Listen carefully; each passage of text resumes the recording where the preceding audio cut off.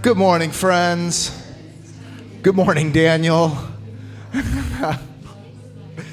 So, street fair's happening today. That's cool. Apparently you found a parking spot, or you walked, or you rode your bike, or however you got here, but parking's kind of gnarly. I'm not here to police where you park. I mean, you can park wherever you want. I've heard of people parking in all sorts of spaces they shouldn't be, but your secret's safe with me, so I ain't gonna tell nobody.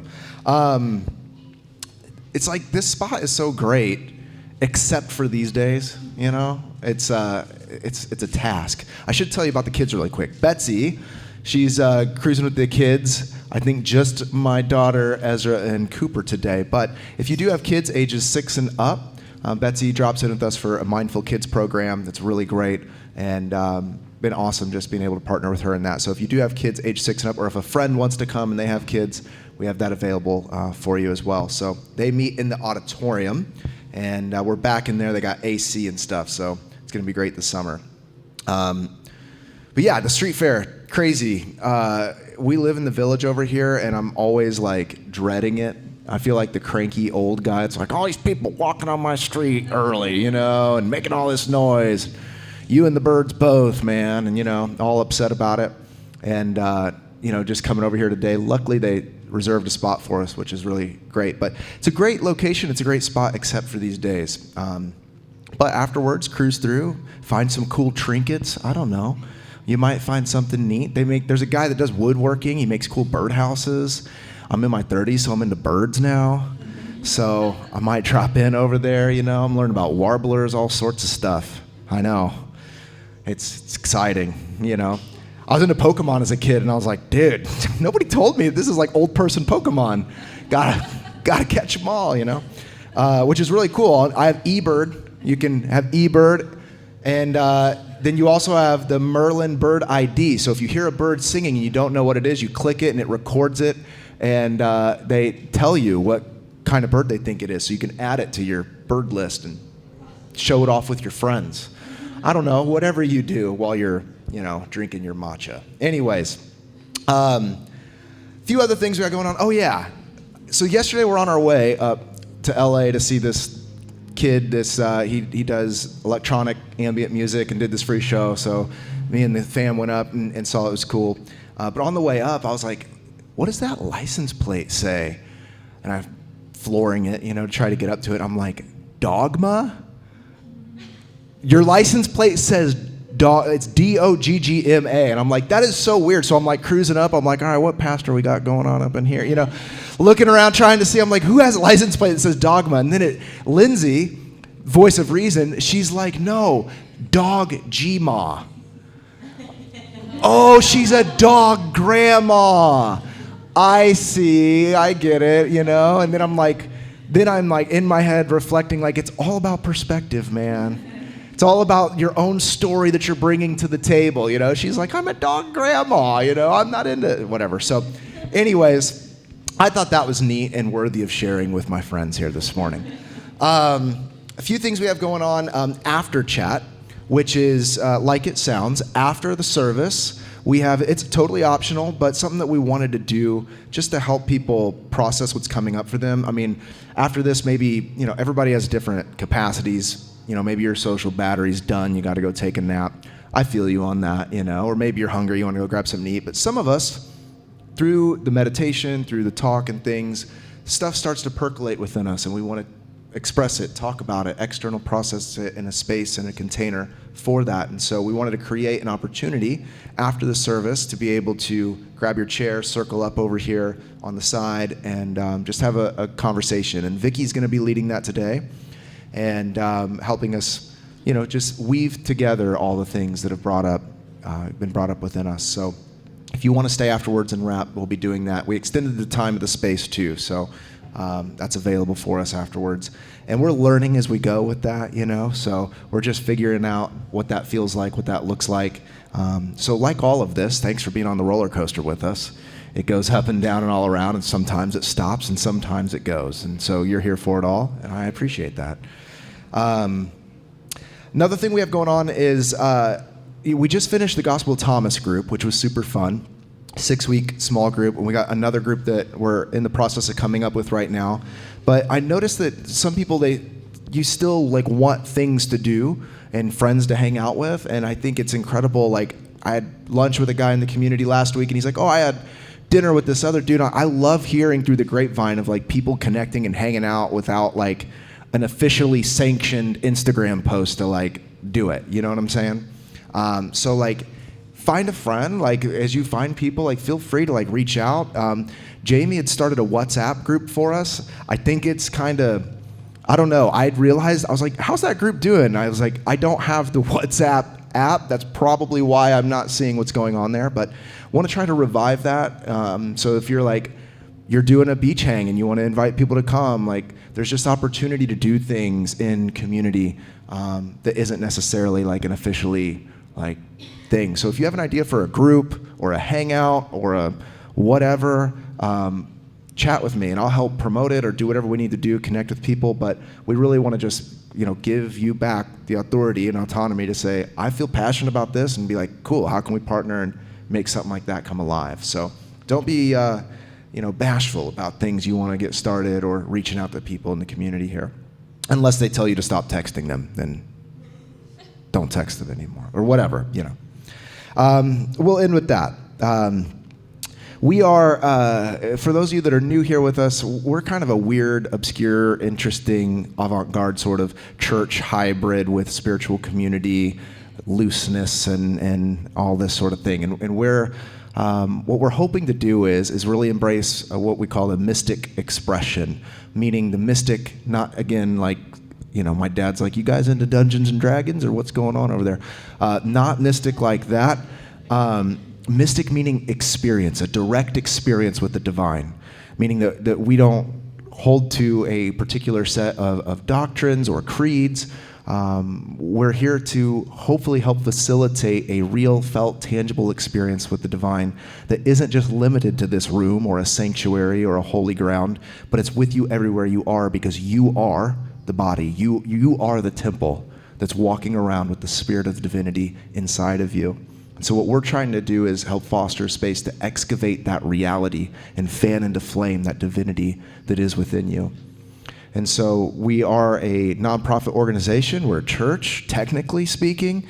And so we exist solely on contributions, tithes, offerings, and donations. So we certainly welcome your financial contribution to the space. But our hope is that you feel a sense of like you found something that you've not been able to find anywhere else. When we decided to start the space, we were like, we tried everything everywhere until we realized we just need to create the space that we feel like is right. And beautiful people like yourself are like, yeah, I vibe with that too. And it's been an incredible 2.5 years, and we want to keep this thing going. And so your partnership helps us to keep this going and grow.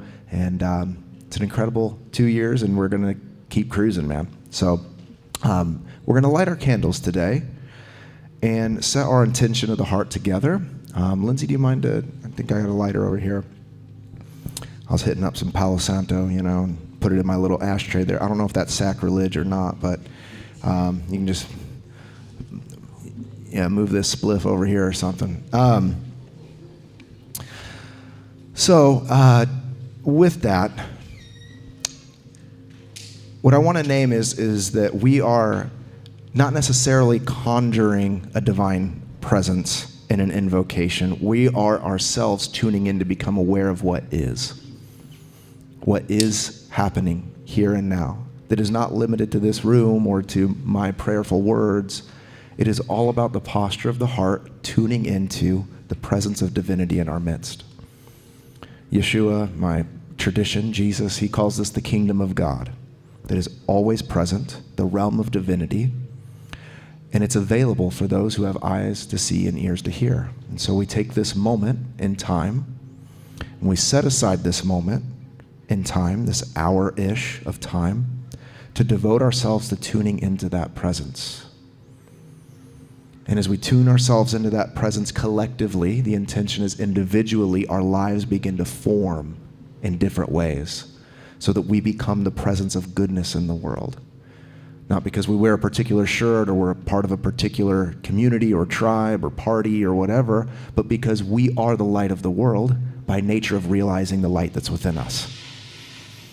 So, with that, we set the light above to symbolize this moment in time where we set our mind above where Christ is seated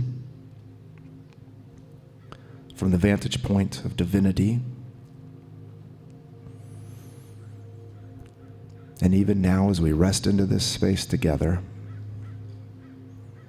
we collectively tune into, God, your presence that is here, and we acknowledge and welcome just the warmth of your love to be here with us, to meet us in all the places that you know we need met. God, as we come from busy lives and chaotic worlds, help us to sense peace in this place this morning. Help us to feel the peace that surpasses understanding.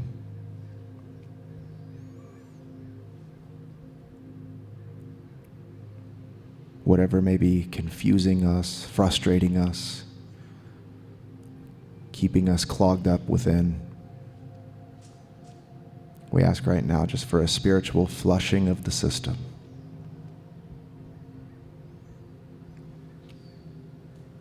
And that we would be open to the way you, Holy Spirit, want to bring to mind and heart the things that are necessary for our growth and development.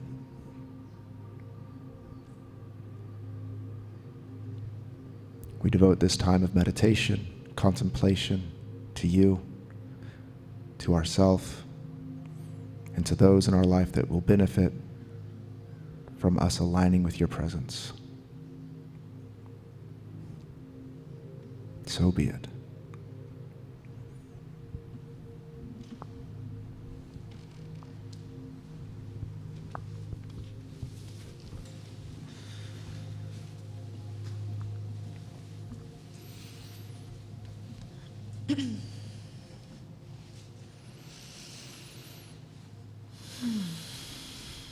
If your eyes are not already closed, I'll invite you to close them down now. Should that feel good to you, or keeping a soft gaze forward. Placing your feet firmly on the ground. Perhaps your palms facing upward on your lap in a posture of receiving. And I'll invite you to breathe in through the nose.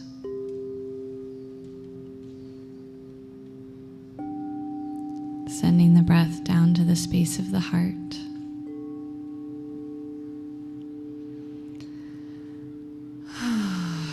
Sighing, exhaling it out your mouth.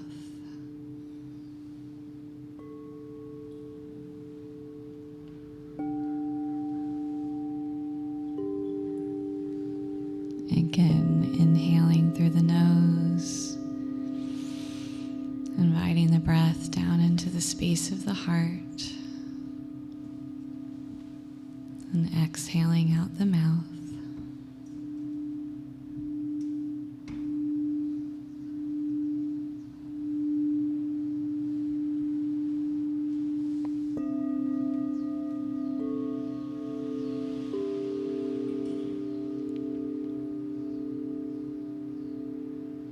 Inhaling now down to the base of the spine.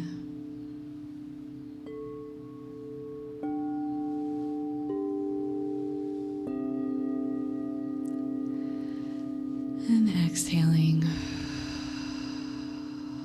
out the mouth.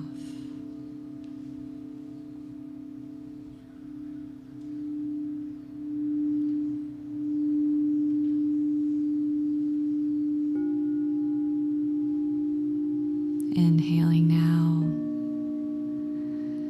all the way down to the tips of your toes, feeling that breath begin to soften.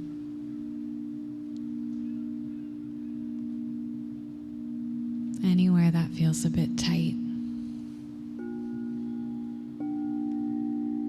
allow allowing it to flow back up and out through the mouth.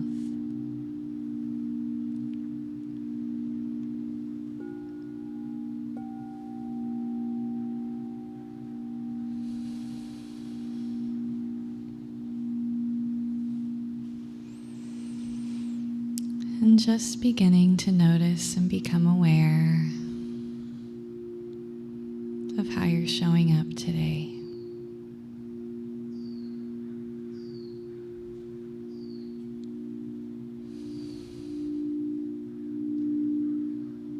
With a busy mind,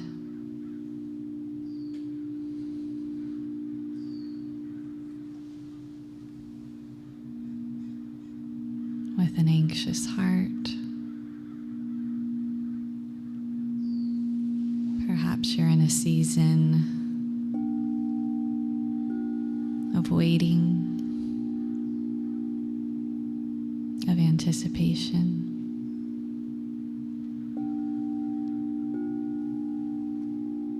Of grief, or perhaps one of joy and contentment. Not attaching any emotion, just noticing and becoming aware.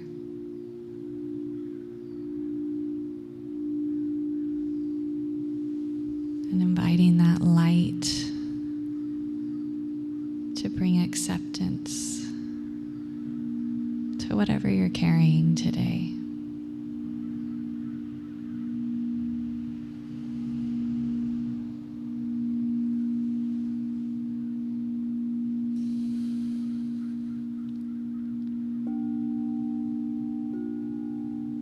Rather than trying to change anything, just being present with yourself.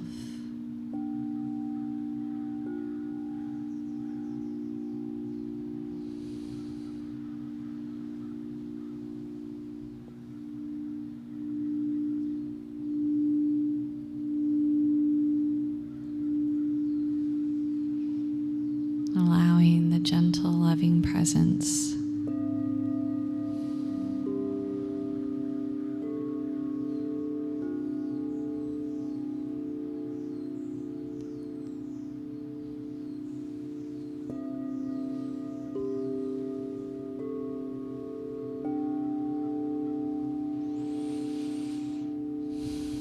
just allowing that love to be felt in the heart.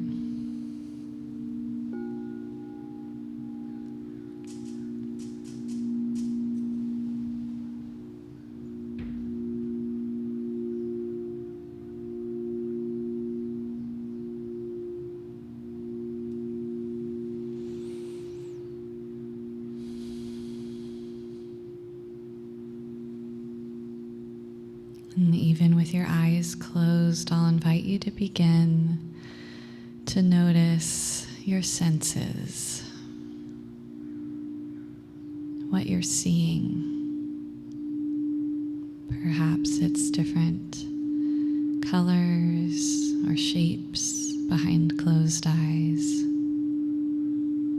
Perhaps images.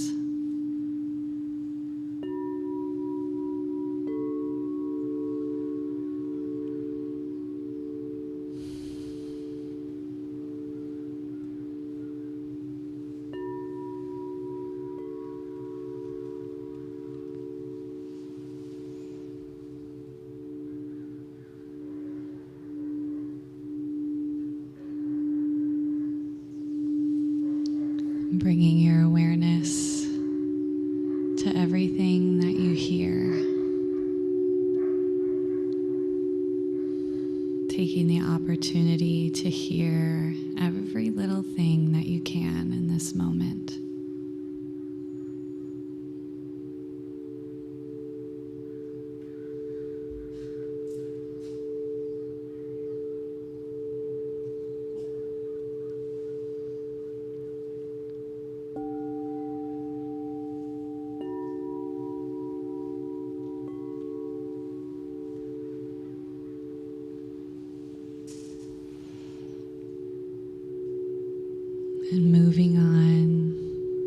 to what you taste.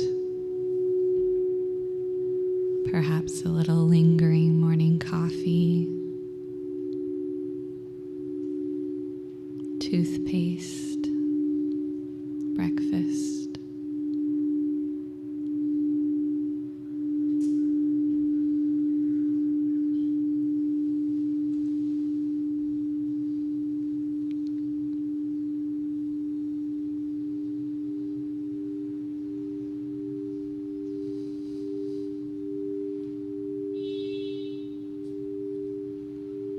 Moving on to what you can feel. The smallest sensation to the greatest.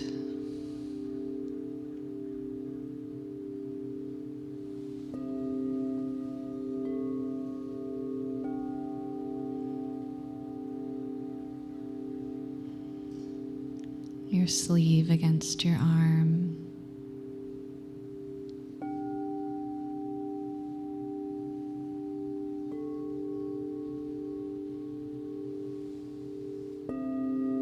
Your hair against the back of your neck.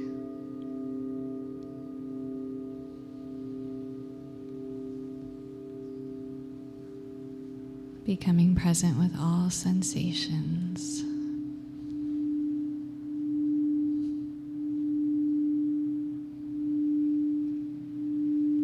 Lastly, tuning in to anything that you can smell.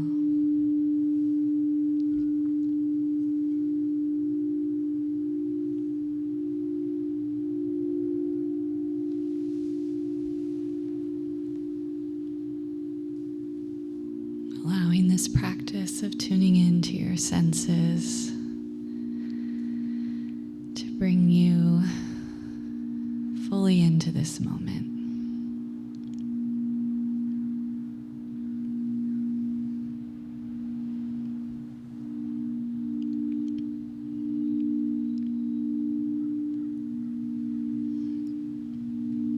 Knowing that in any season you're in, tuning into these senses and your breath are some of the most powerful tools you can have to connect back into the body, into the heart, into the divine creation that you are. And the divine that is orchestrating every moment.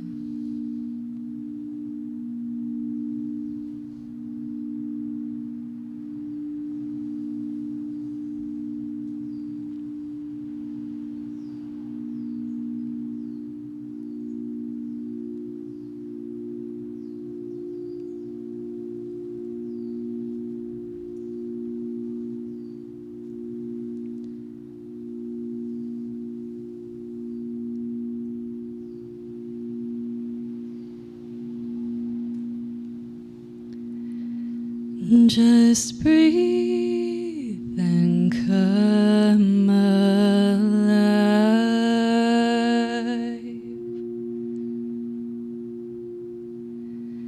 Let it heal you from inside.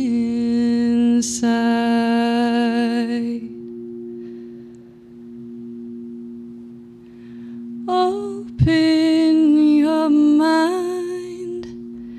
Let in the light, breathe and come alive.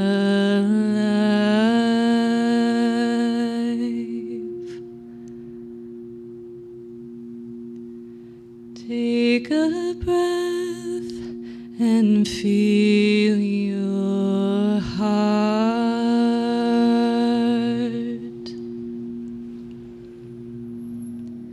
Let it speed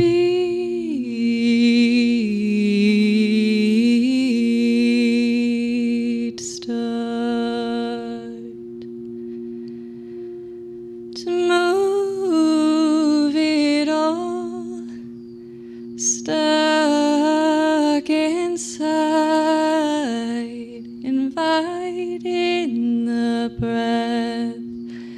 to let in the light. Just breathe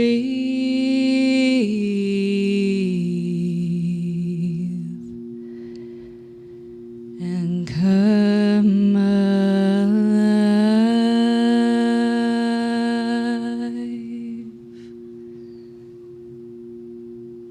Breathe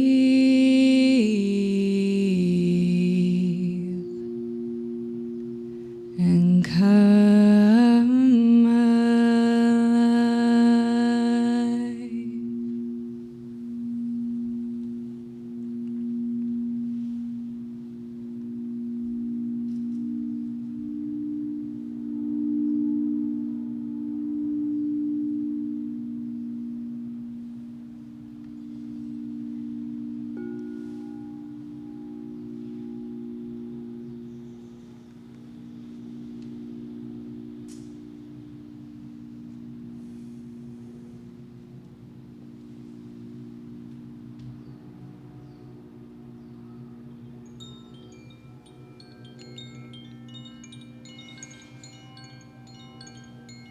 Inviting in another deep breath through the nose, sending it all the way down to the tips of your toes. Allowing that breath to help you come alive to the presence of the divine inside. In this moment and every moment. Whenever you feel ready, you can gently begin to bring some movement back to your fingers, your toes. Gently opening your eyes whenever you feel ready.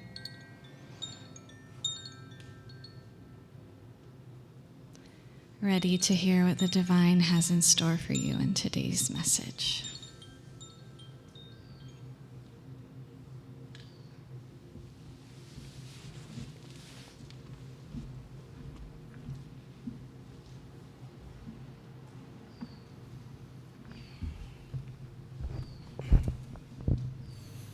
Thank you, Mary. Thank you for your song, your guidance into presence. I always feel like a broken record, but it's like the sounds around are always so much like symbolic of what is going on in my head. You know, it's like, you know, sirens or people honking and stuff. And I'm like, yeah, that's what's going on a lot up here. But then there's like kids like laughing and walking down the street. I'm like, oh, there's that part in myself too. That's like hearing the little kid of joy within also, you know. And just hearing all the sounds is like reflections of just the, you know, the landscape of the inner world. And that's why I think it's important to sometimes take retreat and to go away from that too, you know, because then you'll begin to mirror that peace that's around you, but then you come back into reality and you come back into life and, you know, incorporating all of that's so good. So today we're going to talk some about spiritual liminality. I don't know if that was the best way to say that necessarily, or like spiritually liminal, I don't know, whatever, but this idea of liminality, I think, is been really relevant for me in my own life. From the conversations I've had with many of you, I feel like it's similar as well, but also in our world. Like, we feel like we're in kind of a liminal space right now as a culture and society. And, you know, this word liminal, if you're unfamiliar with it, it actually comes from a root word of threshold. And it's this sort of world between worlds that you're existing in. It's not quite, you know that you have evolved and you have left whatever previous world you've been in, but you're not quite yet into that next world yet. And you're in this space of the in-between. And many of us go through seasons of that in our life where we're in the in-between space, sometimes for a little bit of time, sometimes for a long bit of time. And how we navigate that, I feel like, is really, can be really helpful in shaping if we allow it. because it's an uncomfortable space to be in the liminal space of in between. And I think even what we're feeling in our world right now, in this sort of like world between worlds that we've been in, if you want to get on the woo-woo train with me for a second, I think we've been in a space of liminality from 2020 to 2027. It's like this, we all know what happened in 2020, and we know we're never going back to that world again. And then if you look at, a lot of other folks in spiritual spaces, but now even in like, tech spaces and things, this 2027 just keeps coming up as like a year.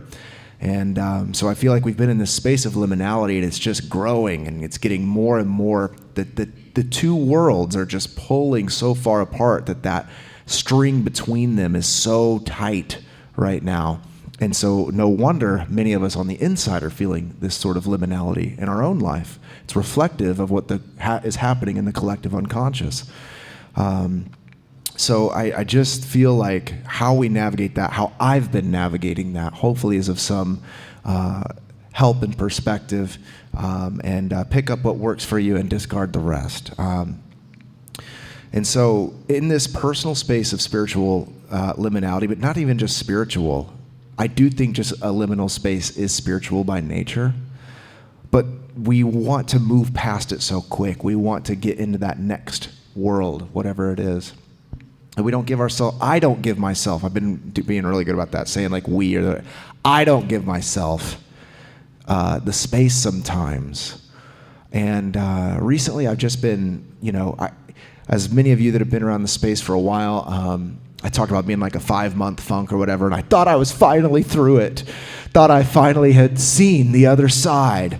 And a friend of mine was sitting with me for a while, and I'm like, all right, things are rolling, dude. Like this, all right, we got a flow, and things are great. And then, I don't know, just like the past like week or two, and it's funny, the person that I was hanging out with, she's like, you feel pretty good now and everything. I'm like, yeah, I'm solid. And then the next week, I'm like, I'm not okay, and just feel, and I'm like, why? Like, why do I keep feeling this inner tension continuously rise up? And it's like, I picked this new path, and I'm doing this new thing, and I enrolled into an institute to get a certification, and I did this, and I feel like I'm trying to get the ball rolling again, and it's just kind of back to that place of like a little bit of stagnation in some ways. And so I was feeling quite defeated and frustrated. I know none of you have ever felt that way. But I was feeling quite like, oh man, like I can't believe some of this is creeping up on me again. I thought the fog had cleared. And sure enough, May Gray has its way. So I sat down and I was just like thinking a little bit about it. And I also did something too, like, again, take this for what you will, but like I've had like a really, and I say this in no bolstering way, I'm just telling you the facts. Like I've had a very sincere, I hesitate to use the word serious, but a sincere meditation practice for many, many years. And I'll go through ebbs and flows, but pretty much it's very consistent. And it was even to the point where I'm like, I don't think that's gonna help me anymore, man. I'm just like kind of over it. I don't want to sit with my own thoughts anymore. I don't want to like create space for divinity right now even. Like I don't know. Like you just kind of get to one of those things where you're like, maybe I need to shake that up too. Anything to help get me out of the space of the in-between. Maybe there's something I'm totally missing here, and that's actually not helping me. And so I decided to, I've been flipping through this book for the past, month or so. Rainer Maria Rilke, I don't know, you pronounce it how you would like. Letters to a Young Poet. And many of you probably know this book. Early 1900s, this poet, it's a collection of correspondence letters that he had with other poets who were writing to him, and he would kind of like, help coach them or give them feedback or whatever. And so one morning I took the kids to school and just sat on my front porch for a second and grabbed this, and I've been flipping through it. And there's this excerpt that I read that morning that really was beneficial, and it really named some of the things that were happening. And so I have some reflection from this, but I would love to just read you this little piece. if you don't mind. Especially for those of you that are feeling this sort of inner space between.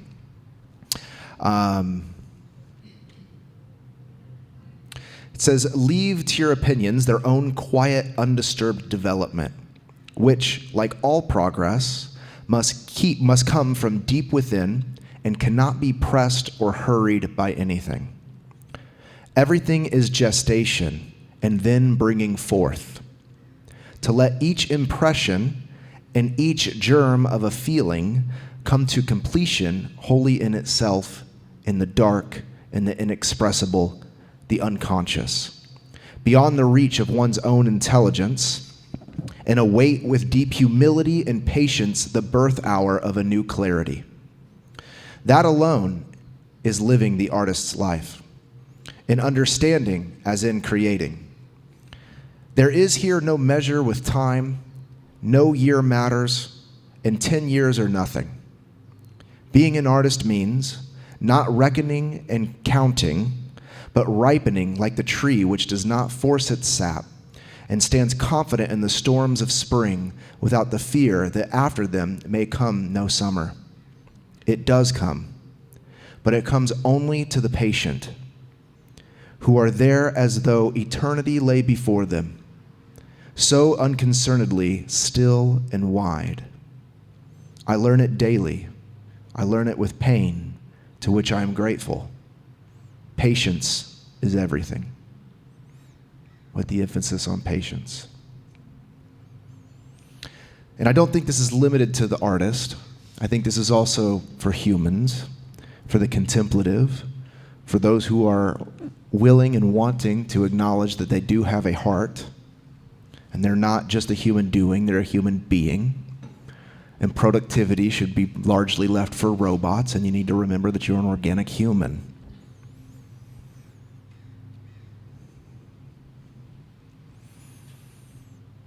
To be able to allow nature to tell us the truth of what's really happening inside of us. That's what I love about reading the Tao Te Ching. Lao Tzu just paints it so clearly that we can see so evidently in nature just the flow, the way of how to orchestrate our life, and the gestation period of going into that darkness. And so I started just really thinking about that as a mantra, that patience is everything. And it started to kind of infiltrate all these areas of my life, and I realized how impatient I'd become because I'm dealing with this tension of the two worlds that are happening in the threshold in between. And later that same day, I had a spiritual direction session with my spiritual director, who I'm getting to know, and it's really great that I don't know him at all.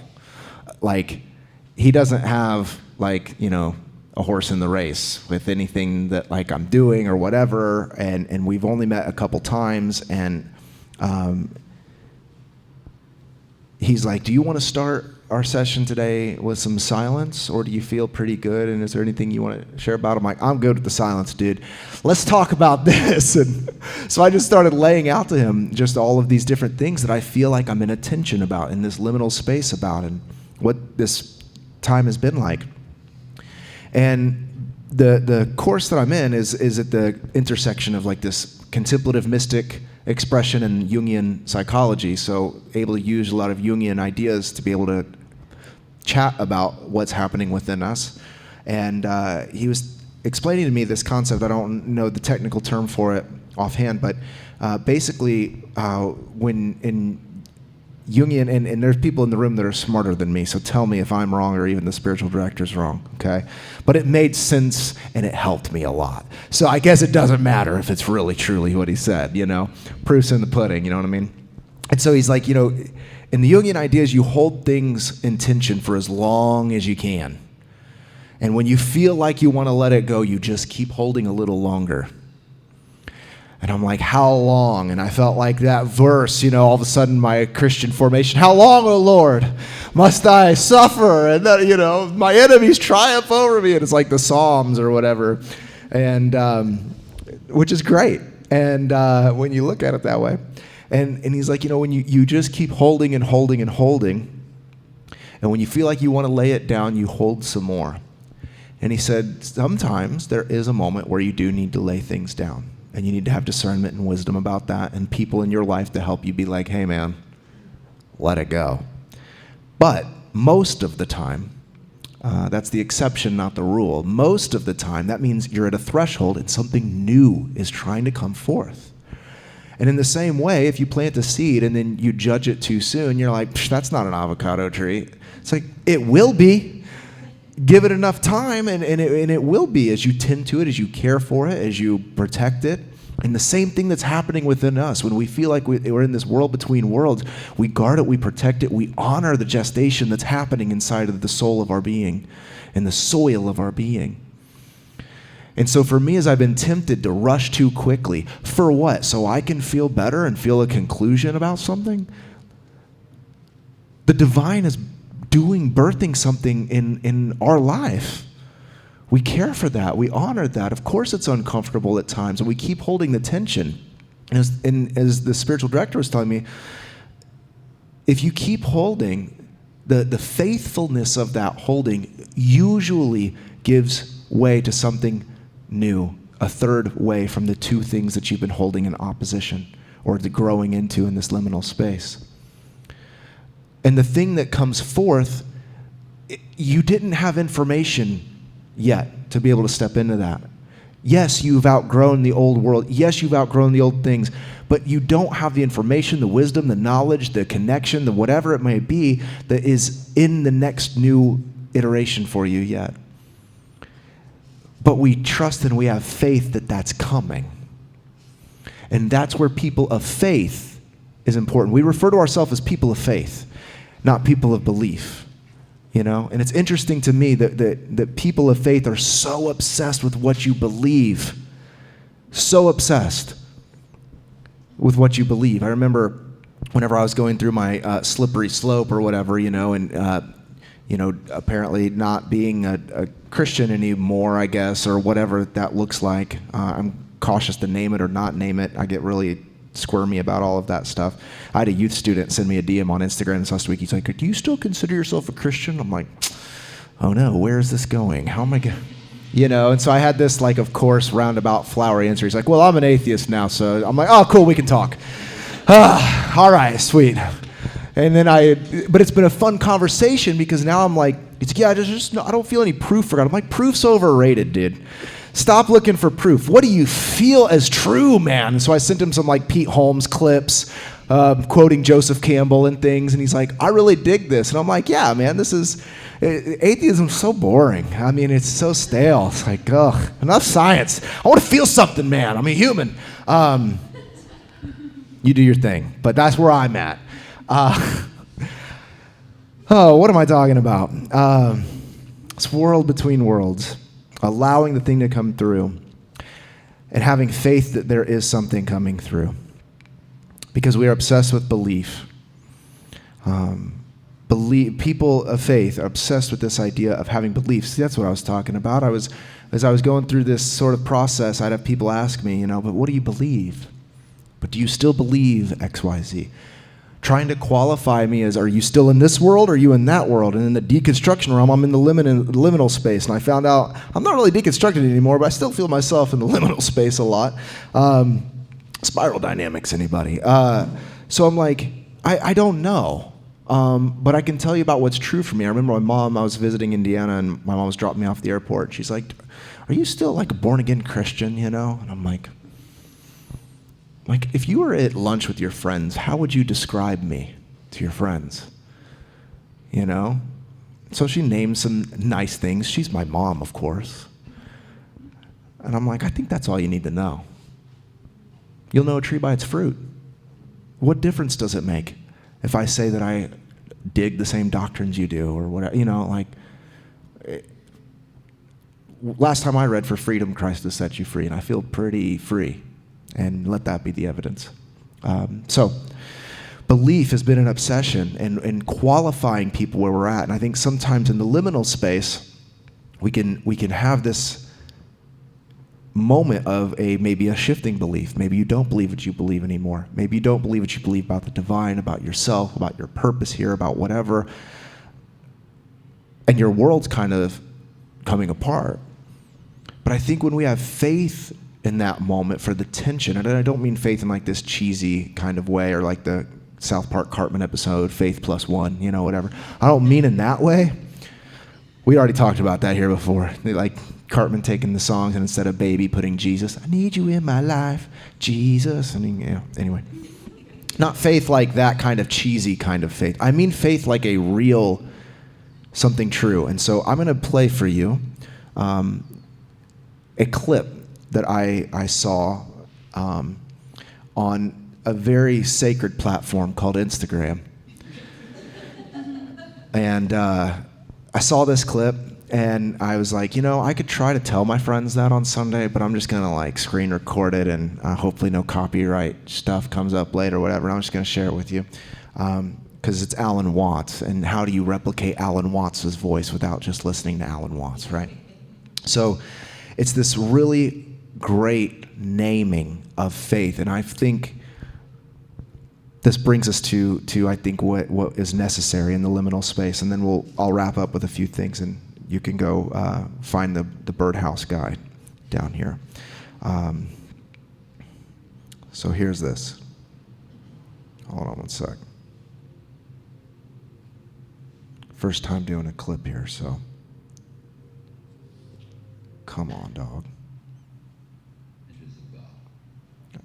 Hold on, I'm gonna start over for you. The dangerous images of God are those that we make not out of wood and stone, but out of ideas and concepts. So whatever you put as an image or an idea in the place of God necessarily falsifies God. Now, a lot of people say, I don't think I could face life unless I could believe in a just and loving God. It strikes me that that kind of belief in God is actually a lack of faith. You see, the word belief in Anglo-Saxon comes from this Anglo-Saxon root leaf. I would as lief. And lief means to wish. So belief really means a strong wish. When you get up and say the creed, I believe in God the Father Almighty, maker of heaven and earth and of all things visible and invisible, you are really saying, I fervently wish that there exists a God the Father Almighty, creator of heaven and earth, etc. Because if you really have faith, you don't need belief. Because faith is an entirely different attitude from belief. Faith is a state of openness or trust. To have faith is, for example, like when you swim, you trust yourself to the water. You don't grab hold of the water when you swim. And if you go stiff and tight in the water and try to catch hold of it, you'll sink. You have to relax. So in the same way, when a cat falls off a tree, the cat doesn't go stiff all over in a state of tension, that is to say, a state of holding on. The cat relaxes, it falls heavily, thumps the ground with its tail, and isn't hurt because it relaxed. So the attitude of faith is the very opposite of clinging, of holding on. So that you could say that a person who is a fanatic in religion, who simply has to believe in certain propositions about the nature of God and the nature of the universe, is a person who has no faith at all, because he's holding on tight. The dangerous images of God. We could listen to it again, but...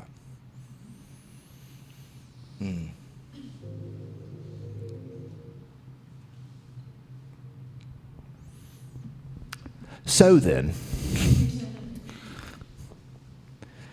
so that's where I feel like in the liminal space, that's what we're growing into.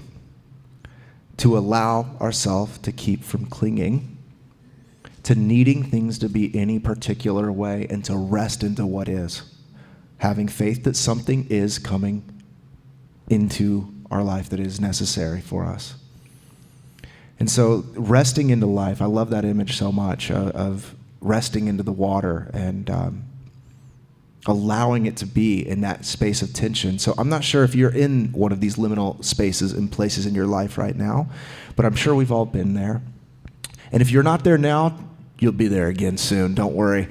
That's how it works, especially if you're on the path where you're on a sincere path of looking to grow and looking to allow God to live God's life through you. There's always, again, these new layers And it's the same things repeating themselves over and over again. Just hopefully you're seeing it from a new vantage point, a different perspective. The license plate says dogma, but actually it says dog G-ma.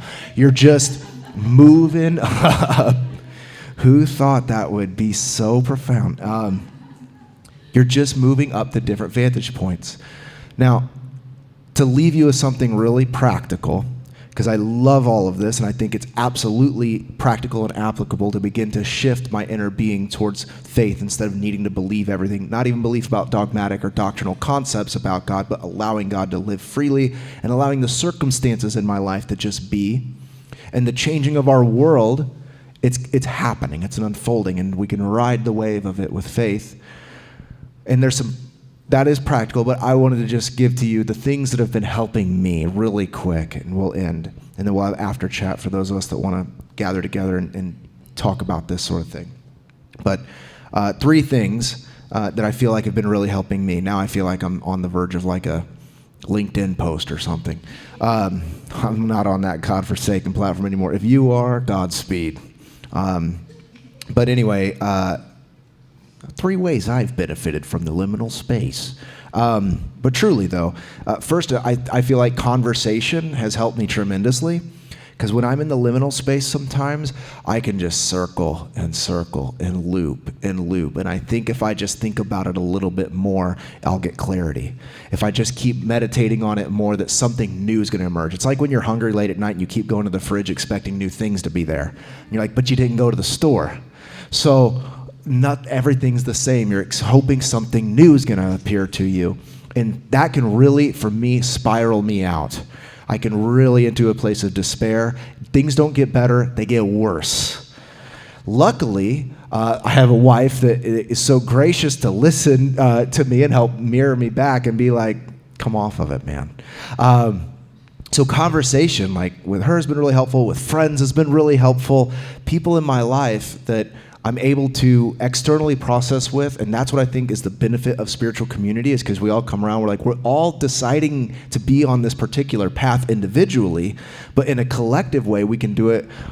What we're hoping to cultivate is with as little, everybody's got an ego, you just got to try to help heal it and give it a hug and not put it in the closet. And of course, if you do that, it gets mad, Try to integrate the thing, man, but try to do it in a way where we're not just like posturing in front of each other of who's more spiritual or who's more enlightened, but just sharing the human experience and seeing that in itself is extremely spiritual and helpful. Having conversations in a way that's honest and truthful and vulnerable, I think helps us elevate and grow.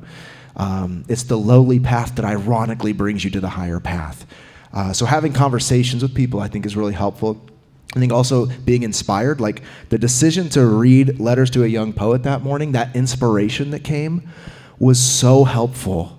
And then recurating my Instagram algorithm to be more things that aren't like, your fuel's gonna run out, you better keep, whatever, It might, I don't know, but I'm just here for it, I'm like, should we move away or whatever? And I'm like, and leave all of my friends high and dry to figure it out? No, we're all going to be here together. We're going to sort through it. Gas tax or not, we're going to be here. So finding inspiration, recurating your Instagram feed, or here's a crazy thought, delete that thing for a month. Just move off the app for a month. Some of you found yourself here. Look, I've had a healed relationship with my Instagram account. I've met so many wonderful and great people through that platform. However, it's a dual-edged sword, man. The same tool that's incredible is the same tool you can kill somebody with. So moderate that. Figure out a way that you can be inspired without giving yourself over to so much that probably isn't going to happen. Spoiler. So being inspired, and then the third thing for me has been creating, actually giving an output then in some way. Whether if that is writing, I love this one band, and one of the lines in the lyric is, I write poetry for myself, and I'm like, that's very melodramatic of you, but it's true. Write poetry for yourself. You don't got to post it on Instagram, dude. You don't got to share it with anybody. Write songs for yourself. A thing that's been incredible for me is playing guitar, not to just record it and make a reel, but to just play guitar because I like to play guitar. Creating, giving output, doing things. It's so beneficial. It's so meaningful to burn off energy that I think needs somewhere to go, to create. So conversation, inspiration, and create has been really helping me a lot because I'm still in that liminal tension space. And now, because I'm leaning into faith, I don't need to arrive. Because arriving will show it whenever the right information and the wisdom comes forth, and whatever is there will be there. And in the meantime, I keep chatting, I keep reading the right things and making stuff, and chop wood and carry water. I mean, this is Buddhist basics here, Before enlightenment, chop wood, carry water. After enlightenment, chop wood and carry water. I'll leave you at this. I'm getting way over here. I'm going to end with that and just leave it. Like the one who came to his guru for enlightenment, seeking enlightenment, all of a sudden, he was the laundryman in the village.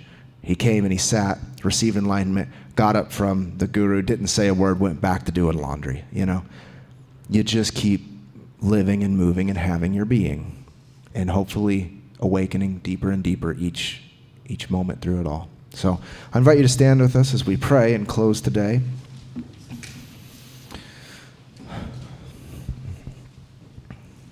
And so hopefully some things have been spurred within you. And if you want to stay and chat with us about it, we'd love that. And if not, I encourage you just to sit with whatever's coming up. It's so easy to just get plugged back into the speed of your life. Fight for the slowness of your life. Create space for the slowness of your life. Maybe that's our prayer. God, we ask for patience, for stillness, in the rhythm and flow of our life, so that we can be sensitive to everything that's happening underneath the surface. Protect it and care for it. Spirit, as we leave from this place, we just ask that your presence would be with us as we go. That you would nudge us and remind us of who we are beyond anything that we do, beyond what is or is not happening. Help us to feel the presence of peace, that there is goodness coming from our lives. Help us to meet you in the depths of our hearts, of our minds, of our bodies.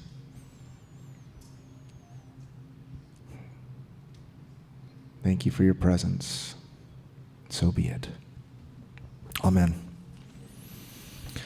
So, as we close today, be sure to say hello to somebody. If you made awkward eye contact with somebody, that's your cue. Just say what's up to them. And here in, about like 5-ish so minutes, if you want to hang out, grab a chair, meet us in the circle, meet Vicky over here. This is Vicky.